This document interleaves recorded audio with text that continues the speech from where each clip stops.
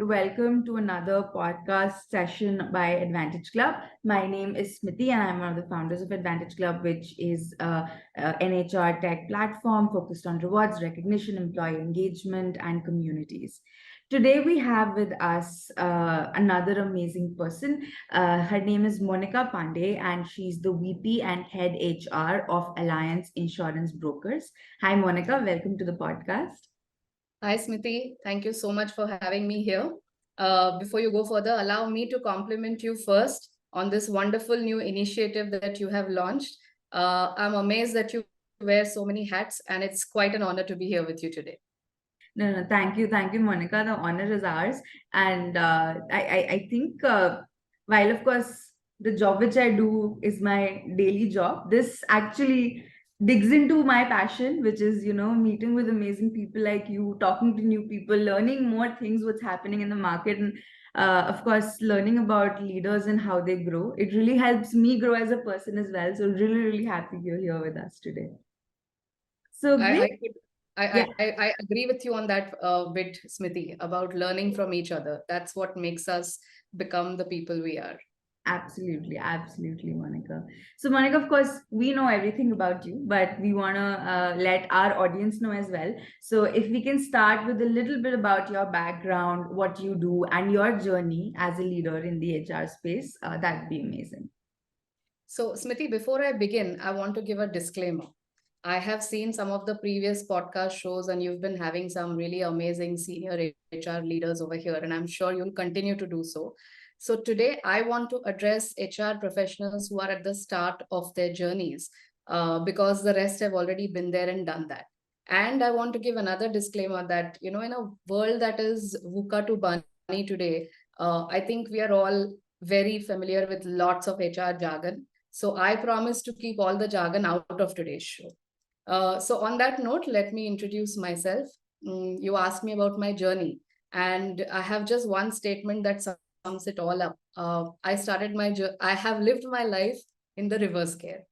So let me help you understand that. Typically, most people, have a straight trajectory, that is college, then a job, marriage, growing professionally, then having a family. In fact, most HR professionals these days, at the peak of their careers, are turning towards a degree in psychology or getting their executive coach certification done. I have, on the other hand, lived things differently. So for me, it was marriage, then college, then starting a family, then doing a full-time master's in psychology, then going on to teach psychology at the university level and clinical practice, specializing in adult depression, anger, anxiety, stress, chronic pain management, and of course, relationship counseling. After a decade, I felt the need to touch more lives, and that's when I went ahead and got a full-time MBA in HR and started my HR journey. In my initial years, I have spent a lot of years in consulting, and that has given me a solid foundation across various HR functions, right from OD to learning and development to competency-based recruitment and so on and so forth. So I feel wherever I am today, I feel very blessed to be where I am currently heading the HR function for Alliance. So that's a little bit about me. No, it's amazing, and I think it's also an inspiration for a lot of people who are not sure about, whether they can switch streams or they can move from what they're doing to doing something else as well.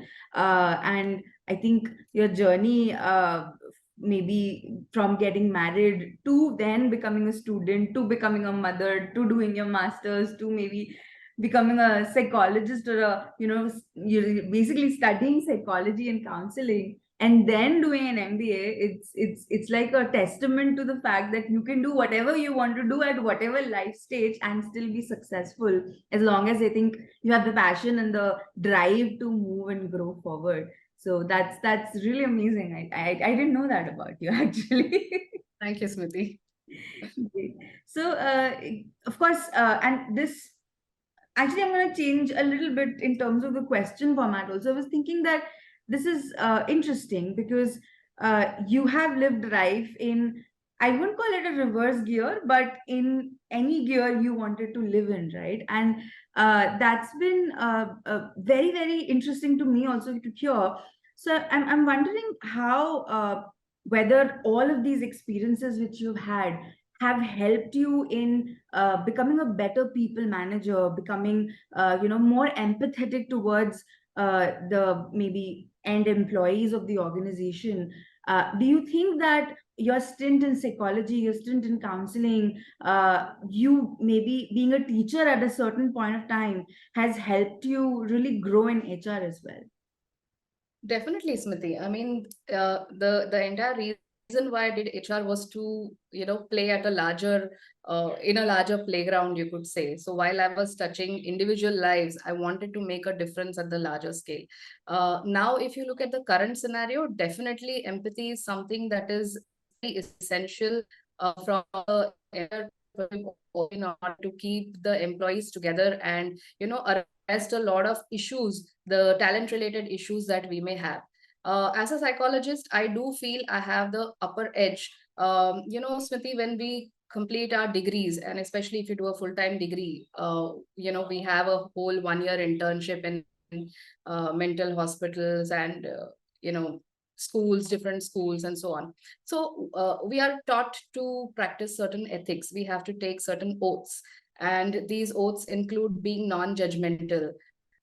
These oaths include maintaining confidentiality and trust of, your patients, and the same oaths get extended into the HR domain also, because if I look at it currently as the HR head, it's a very fine balancing act. And I had thought of covering this a little later, but I'll do so already. So it's a balancing act because it is critical to represent the management to the employees as well as to represent the employees to the management. At times, if you do not have this sound grounding in psychology, it can get very easy to side up with one perspective while overlooking another. So psychology gives me that added advantage where I'm able to weigh all the sides of all, of the coin, and come to an unbiased, I would not say decision, but an unbiased perspective about what would be the appropriate thing to do in such a scenario, so that neither the organization or the management feels that our interests are not protected, nor does the employee feel that my interests have not been protected. So that's the added advantage that I get. No, absolutely. And I also feel that, if you're in human resources, it also gets sometimes very overwhelming, right? When you're dealing with human resource related issues day in and day out. It's not an easy job. It looks like that from the outside, but it's a very, not just physically but also mentally draining process at the end of the day. So I think a study of psychology also helps a person navigate that better. And now I'm thinking about it, I think psychology as a course at least should be a mandate among all HR professionals. So, Smriti, I'll tell you what, no matter how many courses you do, until you practice, it's a very different ball game. It's only when you encounter patients day in, day out, and you see the kind of problems they are dealing with, that your entire life and all the issues you have seem really minuscule in comparison. Yeah, So, I feel blessed to have studied psychology. I feel blessed to have practiced, because each patient, while I may have taught them, life has to be looked upon in shades of gray and not black and white, they have taught me a lot of things. They have taught me resilience. So I would say, if you get a degree, you need to even kind of practice it in your day-to-day life. makes sense, makes sense. And switching from so many streams, and then also even in HR, handling multiple areas like OD, L&D, recruitment. Of course, that would not have been easy, right? So, how did you navigate challenges, or how do you navigate challenges when the going gets tough? And any examples of failures which you've experienced and how you've overcome them and what you've learned from them? So I'll say this, Smiti. Imagine a life that is perfect. Do you think that is possible? Absolutely not. I don't think life is meant to be perfect. Absolutely. I mean, you would be getting up, doing the same things every day, day in, day out, and your life would be boring. I mean, imagine getting up and watching Kyuki Saas Bhi Kabhi Bahu Thi and nothing at all happens in it. So all I'm saying is that life is not perfect, is not meant to be perfect. That is what I teach my patients, that you have to have a holistic perspective and take life as it comes. So I'm no different. I have had my fair share of challenges, if not anything else. Let me narrate the latest incident, one of the latest incidents. Last year, I had to step up into my predecessor's shoes and become the new HR head. Now this was a challenge because I was supposed to lead a team of seniors and peers, and obviously they had a lot of things going on in their mind. Now, as I jokingly say, everything from divorces to world wars can be avoided with a lot of communication. So communication is the key. So my first step was to acknowledge that there are flaws and are things going people. And I also had to give them time to accept me. Once this was done, a lot of communication, a lot of heart to heart conversations, and helping them see my authentic self really helped me navigate the barriers. And trust me, I believe, I mean, I'm very lucky to have the team I have today. All the issues have been overcome, and we stand strong as an HR team today. No, that's great. And that's, I think, also one of the challenges when you are appointed as a new leader and there's a change management happening in any organization.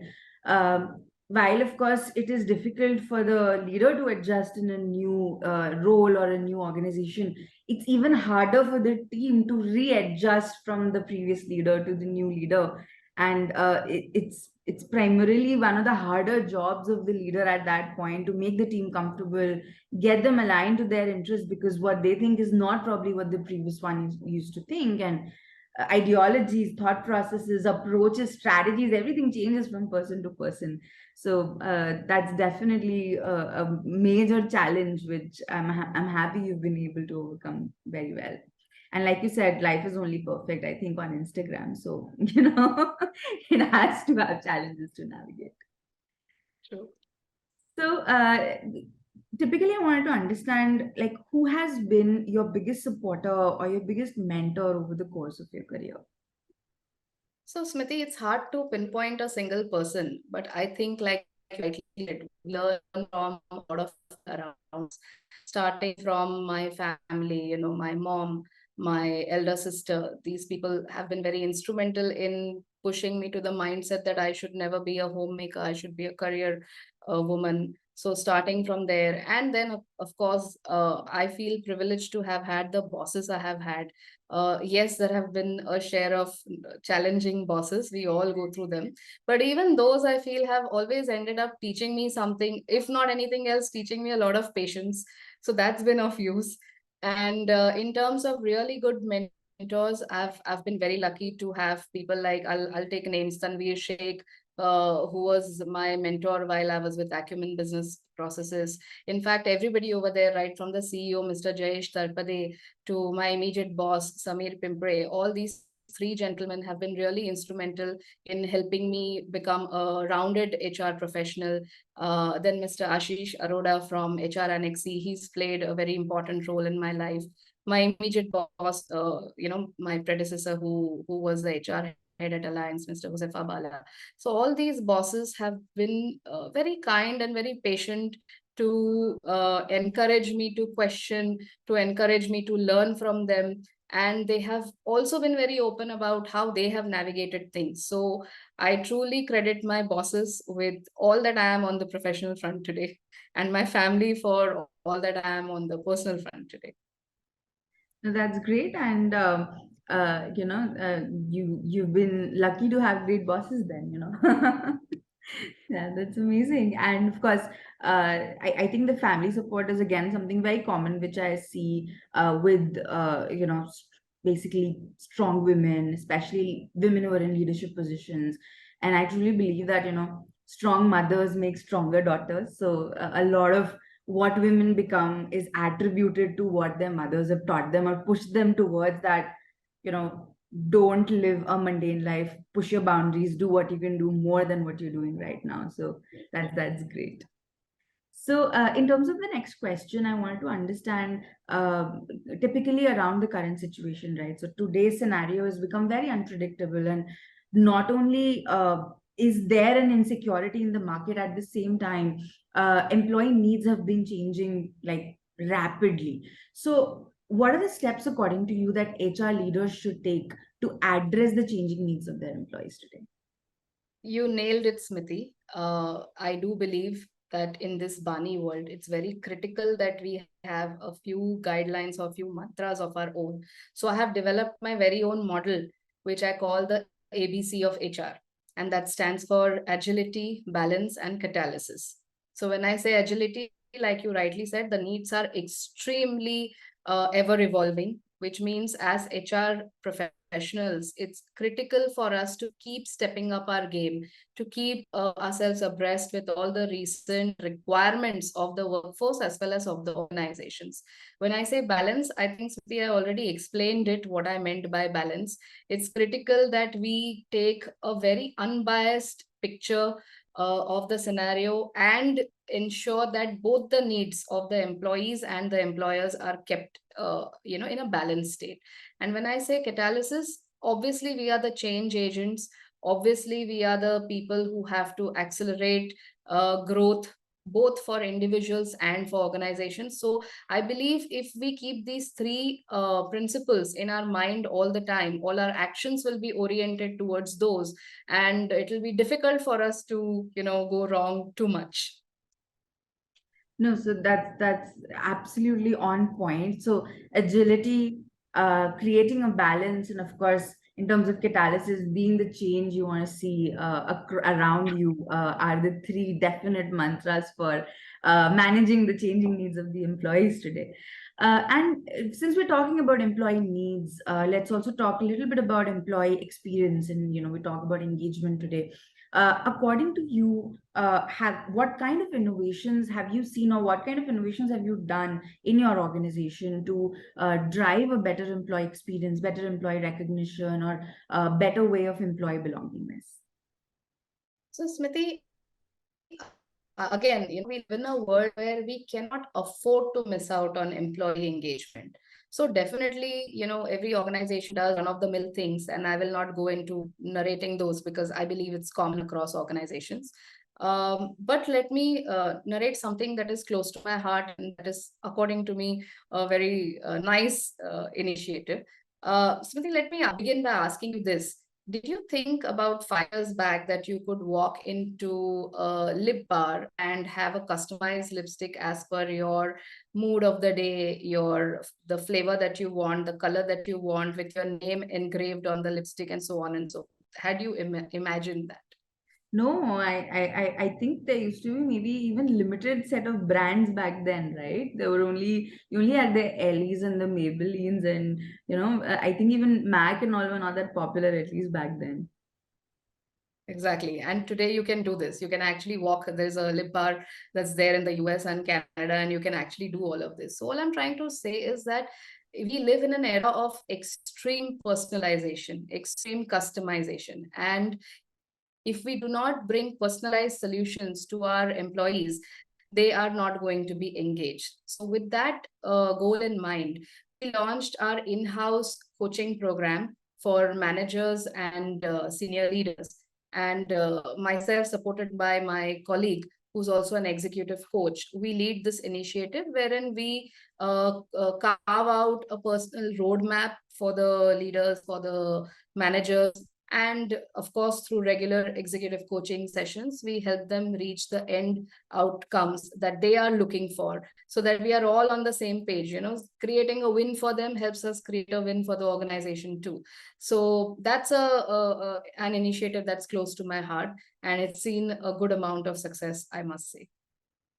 That's great, and you're bang on right that until unless you personalize and customize the experience for an employee, nobody wants that run of the mill, maybe a standardized gym membership anymore. Everybody wants exactly what they need, and employees have also become very vocal about it, right? I mean, 10 years ago, if you've given something to an employee, I mean, there they come back and even challenge that. But today, employees are very vocal about what they want, and if they get something which is not as per their requirements, they will also give a reverse feedback that this is not something which I need. Probably XYZ would have been better for me. So absolutely, that is a definite need of the employee, which really helps drive a better positive employee experience.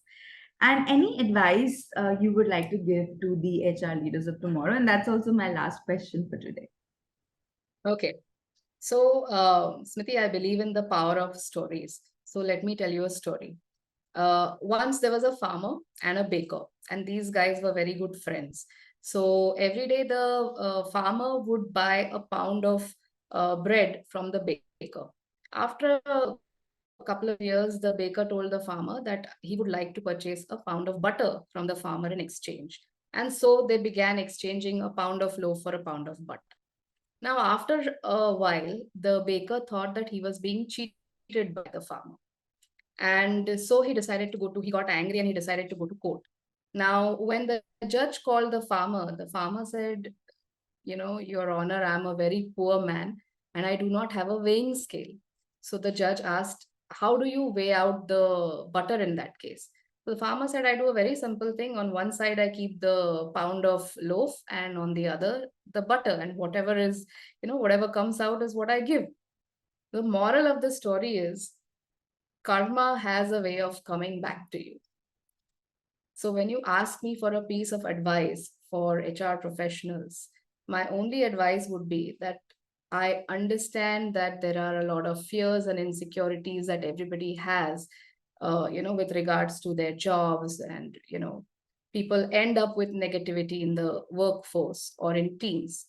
But it's very important for us to believe in ourselves and to not operate from a space of fear or a space of insecurity. Because if we try to bring somebody else down, it's going to come back to us. So, my parting note is going to be just believe in yourself and you'll be fine. I love that. I love the farmer baker story. And yeah, absolutely. I'm also a big believer in karma. And I do believe that whatever you give to the universe actually doubles and gives it back to you. So you give positivity out there and then you get double of it. You get negativity out there, you literally get double of it. So uh, totally agree on the positive impact which you can put outside in the universe itself. With that note, we are at the end of the podcast, and thank you so much for your precious time today, Monica, especially on a Saturday. Really appreciate you, coming down here and chatting with us. And I'm sure our viewers will love this podcast and love to hear what you had to say today. Thank you, Smiti. Very kind of you. Thanks a lot. And a very happy weekend to you. If it's the weekend for the viewers, and a happy weekend to the viewers too.